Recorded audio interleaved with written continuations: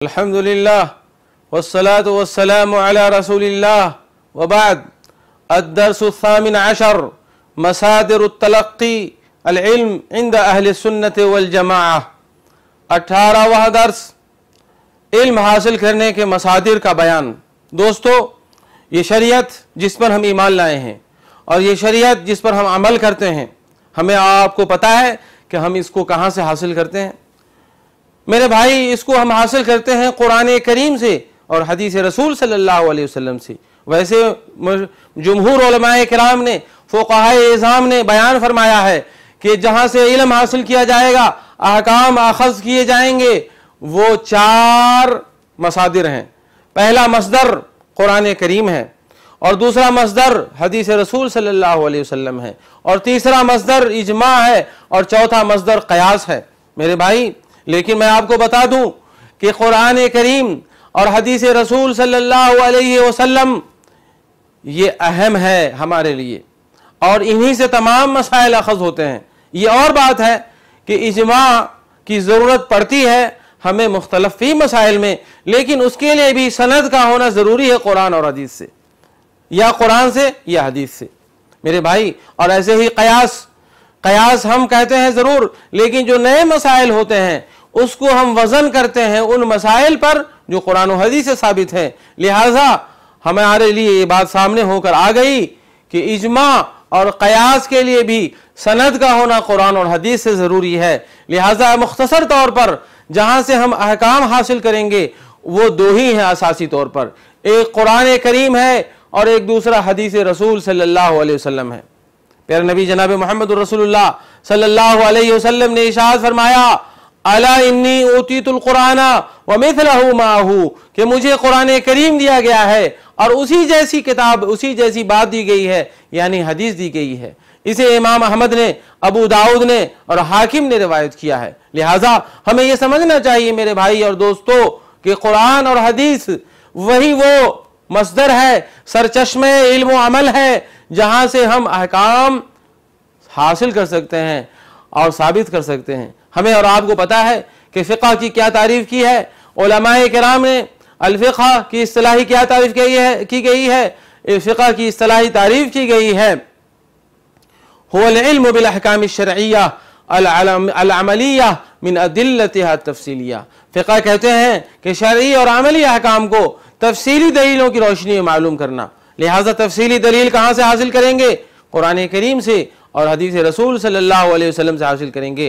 अल्लाह रब्बुल आलमीन ने कुरान करीम में इरशाद फरमाया, इत्तबिउ मा उनज़िला इलैकुम मिन रब्बिकुम वला तत्तबिउ मिन दूनिही औलिया क़लीलन मा तज़क्करून, कि लोगों, जो अल्लाह ताला ने नाजिल किया है उसकी पैरवी करो, यानी उस पर अमल करो, और कुरान करीम और हदीस को छोड़ करके जो अल्लाह ने नाजिल नहीं किया है उसकी पैरवी अपने अपने मुल्क और वतन में पैदा होने वाले लोगों की पैरवी और तकलीद ना करो। लिहाजा हम मोमिनों के लिए मेरे भाई एक ही पावर हाउस है, एक ही सरचश्मे इल्म व अमल है, और वो है कुरान करीम और हदीस रसूल सल्लल्लाहु अलैहि वसल्लम। अल्लाह रब्बुल आलमीन ने कुरान करीम में मुख्तलिफ मकामात पर हबीब मुस्तफ़ा जनाब मोहम्मद रसूलुल्लाह सल्लल्लाहु अलैहि वसल्लम की लाई हुई शरीयत के बारे में बयान फरमाया है और कहा, वमा आताकुमुर रसूल फखुज़ूहु वमा नहाकुम अन्हु फंतहू। रसूल तुम्हें जो दे दे उसे तुम पकड़ लो, ले लो, और जिन चीज़ों से रोकें उससे रुक जाओ।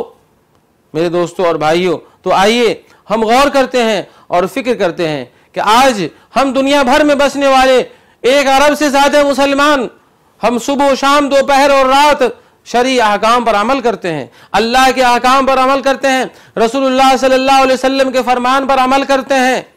क्या हम वाकई तौर पर अल्लाह ताला के हुक्म पर अमल करते हैं या नहीं करते? रसूलुल्लाह सल्लल्लाहु अलैहि वसल्लम के हुक्म पर अमल करते हैं कि नहीं करते हैं? क्या मसलकी तासुब और नजरियाती और फिक्री तासुब और हमारे मुल्क और कौम के अंदर पाए जाने वाले रस्म व रिवाज और तरीक़े इबादत और ज़िंदगी से मुतासिर होकर के क्या हम अल्लाह और उसके रसूल के कौल को नहीं छोड़ देते? इमाम अबू हनीफा रहमतुल्लाह अलैह, जो पहले इमाम है चारों इमामों में, ज़माने के एतबार से और अज़मत के एतबार से, इमाम अबू हनीफा रहमतुल्लाह अलैह का क्या फरमान है कि लोगों, जो मैं कहता हूँ अगर उसके मुखालिफ हबीब मुस्तफ़ा जनाब मोहम्मद रसूलुल्लाह सल्लल्लाहु अलैहि वसल्लम का फरमान आ जाए तो मेरे कौल और फतवा को दीवार पर दे मारो। और क्यों नहीं कहेंगे वो, इसीलिए कि इस उम्मत के लिए साहिब शरीयत और साहिबुल वही जनाब मोहम्मद रसूलुल्लाह सल्लल्लाहु अलैहि वसल्लम है।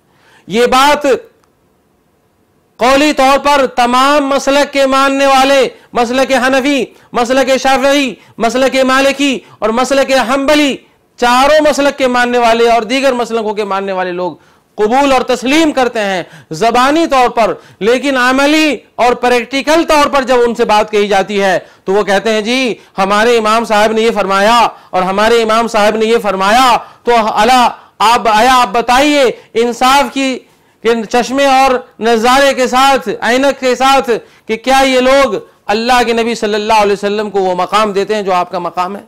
रिसालत और पैगंबरी का मकाम नहीं देते। ये लोग कौली तौर पर देते हैं, लेकिन अमली तौर पर ये इख्तिलाफी मसाइल में ये अपने अपने इमाम को मानते हैं, अपने अपने फ़कीह की बात मानते हैं।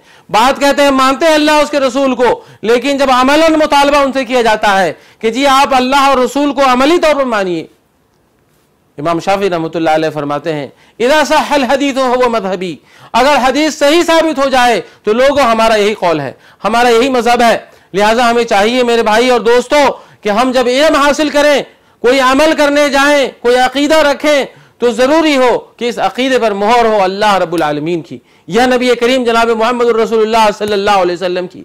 तब जाकर के हम वाकई में हम उम्मती होंगे अपने हबीब के और उम्मती होंगे अपने नबी के। लेकिन हम अपने अपने इमामों को आगे बढ़ा देते हैं नबियों से और अपने अपने इमामों को मकाम देते हैं नबियों का, और हम कहते हैं जी हम उम्मती हैं हबीब के।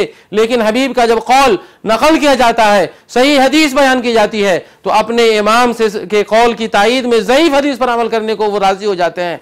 लेकिन सही हदीस नबी करीम सल्लल्लाहु अलैहि वसल्लम से साबित होती है, उस पर अमल करने को वो राजी नहीं होते हैं मेरे भाई। लिहाजा इमाम आज़म और इमामुल अंबिया और इमामुल मुरसलीन हबीब मुस्तफ़ा जनाब मोहम्मद रसूलुल्लाह सल्लल्लाहु अलैहि वसल्लम के फरमान पर हम लोग अमल करें कि प्यारे नबी सल्लल्लाहु अलैहि वसल्लम ने फरमाया इन्नी तरक्तु फीकुम शैअइन लन तदिल्लु बादहुमा किताबुल्लाह व सुन्नती, कि लोगों मैं तुम्हारे दरमियान दो चीजें छोड़े जा रहा हूं, अगर दोनों चीजों को तुम पकड़े रहोगे तो कभी भी गुमराह नहीं होगे। एक अल्लाह ताला की किताब और एक मेरी सुन्नत, अलैकुम बिसुन्नती व सुन्नतिल खुलफाए राशिदीन महदीयीन। प्यारे नबी सल्लल्लाहु अलैहि वसल्लम फरमाते हैं कि लोगों हमारी सुन्नत को पकड़ लो और खुलफाए राशिदीन की सुन्नत को पकड़ लो। और प्यारे नबी सल्लल्लाहु अलैहि वसल्लम फरमाते हैं फ़इन्न खैरुल हदीस किताबुल्लाह व खैरुल हदी हदी मुहम्मद सल्लल्लाहु अलैहि वसल्लम, सबसे बेहतरीन किताब इस रुए ज़मीन पर अल्लाह की किताब है और सबसे बेहतरीन तरीक़े ज़िंदगी और तरीक़े इबादत और हिदायत नबी करीम जनाब मोहम्मद रसूलुल्लाह सल्लल्लाहु अलैहि वसल्लम की ज़िंदगी है और आपका हुक्म है। लिहाजा वो शख्स जो नबी सल्लल्लाहु अलैहि वसल्लम को हाकिम नहीं मानता, नबी सल्लल्लाहु अलैहि वसल्लम को अमली तौर पर साहिब शरीयत नहीं मानता, वो अपने अपने इमामों की बातों को ऊंचा करने के फिराक और जुस्तजू और तलब में रहता है, उसे अपने ईमान का अंदाजा लगाना चाहिए कि किस तरह हमारे नबी से उन्हें मोहब्बत है। लिहाजा तमाम मुसलमानों के लिए एक ही रसूल भेजा गया जिनका नाम नामी इसमें गिरामी जनाब मोहम्मद रसूलुल्लाह सल्लल्लाहु अलैहि वसल्लम है। इसीलिए प्यारे नबी सल्लल्लाहु अलैहि वसल्लम ने बिदअत पर अमल करने से मना फरमाया और फरमाया कि जो लोग बिदअत पर अमल करता है वो उसका अमल अल्लाह ताला को कबूल नहीं है, उसका भी बयान इंशाअल्लाह आएगा। लिहाजा हम तमाम मुसलमानों को चाहिए कि जब कोई अमल करने बैठें या कोई अकीदा पर ईमान लाएं तो ज़रूरी है कि हम कुरान की दलील तलब करें या नबी सल्लल्लाहु अलैहि वसल्लम के फरमान को तलब करें, हदीस तलब करें, फिर जाकर हम उस पर ईमान लाएं, तब जाकर के हम मुसलमान हो सकते हैं मेरे भाई और दोस्तों। तो आइए हम यही अहद पैमान करते हैं कि आज के बाद से हम अल्लाह और उसके रसूल के फरमान पर अमल करेंगे, अपने अपने मुल्क व वतन के उलमाए किराम के उन अक़वाल पर अमल नहीं करेंगे जिन अक़वाल की तायीद में दलील मौजूद नहीं है। वक़द इंतहा अद्दर्सु सामिन अशर वस्सलामु अलैकुम व रहमतुल्लाहि व बरकातुहू।